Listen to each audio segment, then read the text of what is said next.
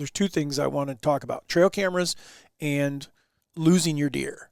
And what I'm talking about is if you had a deer consistent and all of a sudden he's been gone now for 10 days, do not freaking panic.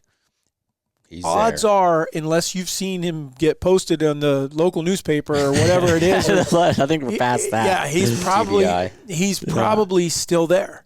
And so what happens is once they start chasing those does, and especially if they're the mature deer, if they're a 4 or 5 year old deer, they're probably going to take a doe from, it's not going to be difficult. It took that deer 35 minutes to find another one.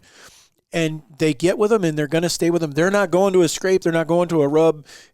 This is it, man. This is what I've been waiting all year for these 2 weeks. And then all of a sudden, bloop, you get one. There he is.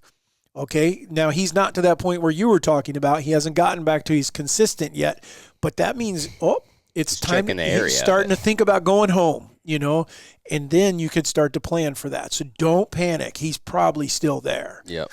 Number 2, if you're the dude that, like me, that's still running SD cards instead of cell cameras, you're going to rely more on your stuff you got from the year previous. I think you should do that whether you have a cell cam or an SD card. It's proven more lethal than like what we saw. Some of these same deer are to the day of doing something, meaning like the last time that they came by here was November 20 or October 29th.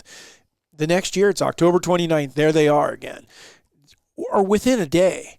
And so I think it's even crazy if they're within a day, let alone the amount we've seen on the day. On the day. But my point is they have some internal clock that's telling them how to keep track where they need to be. So rely on last year's stuff and go, okay, well, on November 12th, he came through this and he was daylighting in this.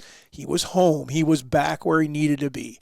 And so that's kind of what I'm doing is I'm looking at stuff going, okay, here it was last year. Because by the time I pull the card, unless I have some weird, and most of mine are not in places like that where I have something that says he went into here and I pull a card, I better hunt here this afternoon because I might have a chance. Typically that doesn't happen for me. I'm too far behind. They were here already, but if I look at last year and I just say, okay, he was consistent here last year at this time, I want to move in there now. Yep. If the same deer is there.